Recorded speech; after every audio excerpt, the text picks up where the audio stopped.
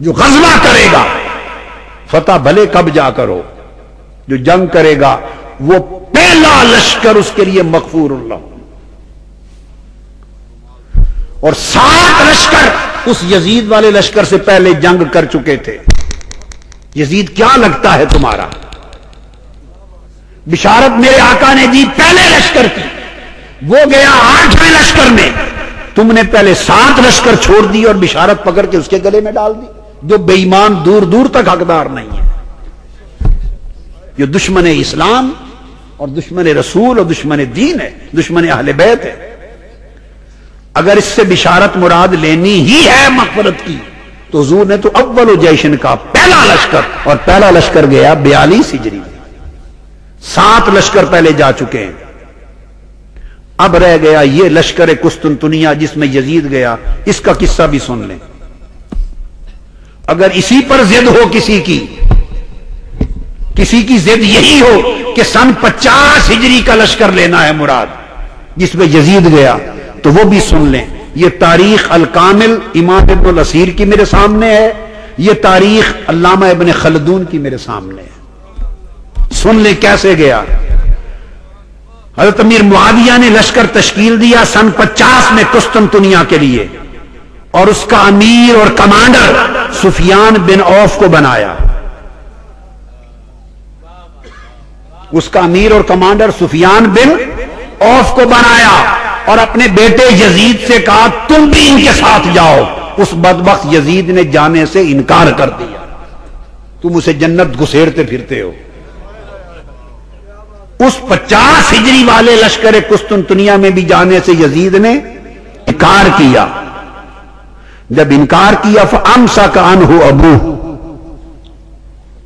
وَأَمَرَ ابْنَهُ يَزِيدَ بِالْغَزَاةِ مَعَهُمْ فَتَسَاقَلَ وَأَطَلَّ فَأَمْسَكَ عَنْهُ أَبُوهُ، تو ان کے والد معاویہ نے کہا اچھا نہیں جاتے تو دفع ہو جاؤ، نہ جاؤ۔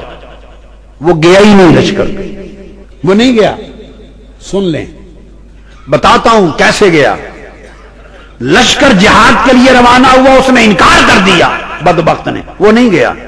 فَأَصَابَ النَّاسُ فِي غَزَاةٍ جُوعٌ وَمَرَضٌ شَدِيدٌ، تو پھر غزوہ ہوا، وہاں جنگیں ہوئی، پتہ نہیں کتنا عرصہ گزر گیا مجاہدین کو۔ وہاں سے خبریں آئیں کہ اب بڑی بھوک کی عالم میں ہیں، پیاس میں ہیں، بہت شدید مرضیں پھیل گئی ہیں۔ جب یہ خبریں ملی کہ بڑی مرض ہے، پیاس ہے، بھوک ہے، حالات خراب ہیں، جب یہ خبریں پہنچی اور یہ خبر یزید کو پہنچی تو وہ بے ایمان اپنی محبوبہ کو بغل میں ڈال کے بیٹھا ہوا تھا۔ وہ عیاش، کئی بیویاں تھیں، ان میں سے ایک وہ بھی تھی، اس کا کوئی حساب ہی نہیں تھا۔ ان میں سے ایک محبوبہ بیوی کو بغل میں ڈال کے بیٹھا۔ اس نے جب خبر سنی کہ قسطنطنیہ جا کر صحابہ کے جانے والے تابعین کے لشکر کو مرضیں ہوئی، بیماریاں ہوئی، بھوک اور پیاس میں شہید ہو رہے ہیں، تو اس نے ربائی پڑھی۔ اس نے کہا اچھا کیا نا میں نے نہیں گیا، وہ بھوک پیاس سے مر رہے ہیں اور میں اپنی بیوی ام کلثوم کے ساتھ بیٹھا خوب موجیں کر رہا ہوں۔ یہ اس کی ربائی ہے، تاریخ کی ہر کتاب میں درج ہے۔ یہ یزید کی شرکت ہے لشکر قسطنطنیہ میں۔ انا للہ و انا الیہ راجعون۔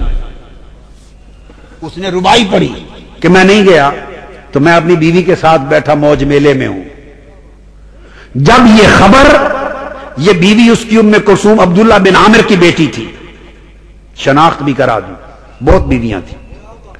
جب یہ خبر پہنچی حضرت امیر معاویہ کو کہ ایک تو یہ بے ایمان جہاد میں غزوہ میں نہیں گیا اور دوسرا پھر یہ بولتا ہے، تو انہوں نے اس کو پکڑا، اس کے شیر پہنچے۔ انہوں نے کہا خدا کی قسم میں تمہیں اب سزا کے طور پر قسطنطنیہ بھیجوں گا تاکہ جو دکھ انہیں آیا ہے وہ تمہیں بھی پہنچے۔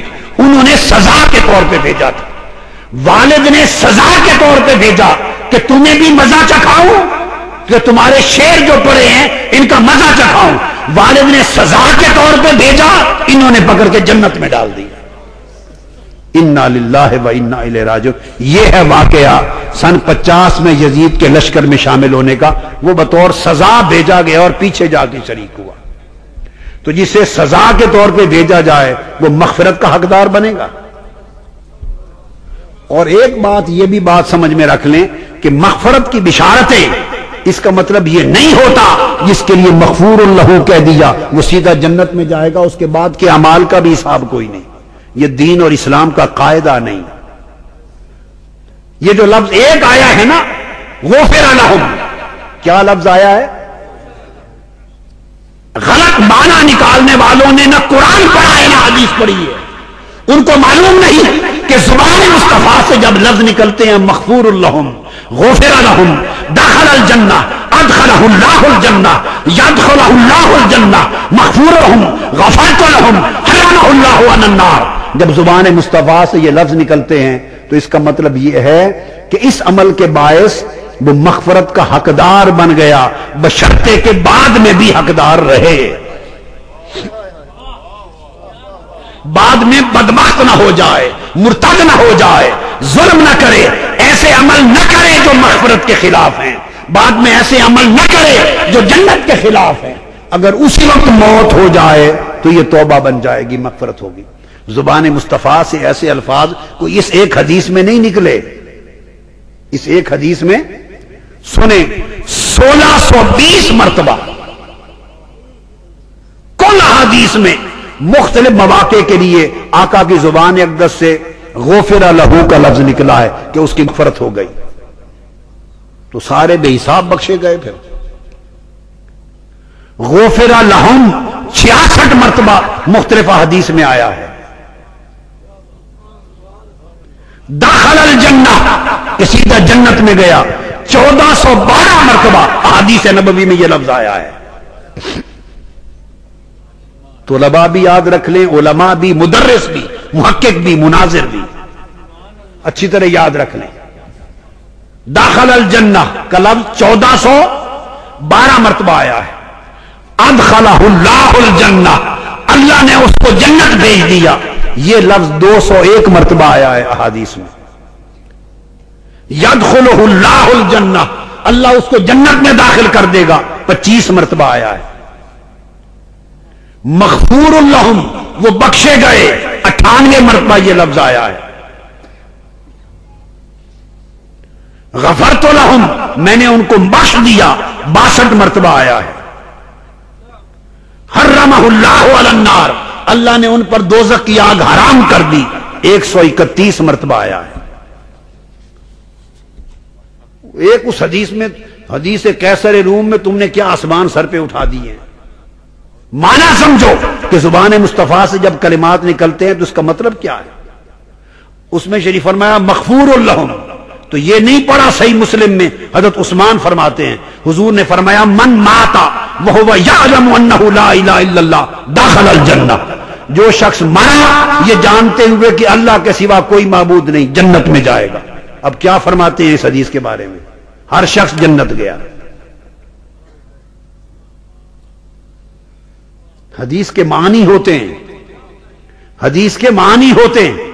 آقا نے فرمایا من ماتا لا یشرک باللہ شیئا دخل الجنہ، جس نے شرک نہیں کیا اور مر گیا وہ جنت میں جائے گا. تو کیا مطلب ہے؟ اس سے باقی حساب و کتاب نہیں ہوگا. وہ قتل کرے، زنا کرے، چوری کرے، ڈاکہ کرے، رشوت کھائے، ملکوں پر قبضے کر لے، ہڑپ کر لے، سارے شہر اڑا دے، وہ ڈاکہ زنی کرے، سب کچھ کرے، شرک نہ کرے، سیدھا جنت میں جائے گا. تو یہ تو دین کا مذاق بن جائے گا. آقا علیہ السلام نے فرمایا من صلی البردین داخل الجنہ، جو فجر اور عصر کی نماز پڑھے جنت میں جائے گا. تو اس کا معنی یہ لے لیا جائے نہ ظہر پڑھے، نہ مغرب پڑھے، نہ عشاء، فجر اور عصر پڑھے داخل الجنہ، جنت میں جائے گا. ترغیب دینے کے لیے حضور کا فرمان ہوتا ہے، اور شرط ہوتی ہے کہ اس کے علاوہ جو باقی شرائط ہیں ان کو بھی، باقی شرائط کو بھی پورا کرے. آقا علیہ السلام نے تو بہت ساری چیزوں کے لیے ارشاد فرمائے ہیں. میں نے آپ کو 1000 500 700 800 حدیثیں بتا دی. تو مغفور لہم کا مطلب یہ کہ وہ عمل ایسا ہے کہ اگر کوئی اور عمل اسے جنت اور بخشش سے روکنے والا نہ کرے اور موت آ جائے تو جنتی. کوئی اور عمل جو بخشش کے لیے رکاوٹ ہو وہ نہ کرے تو جنتی ہے.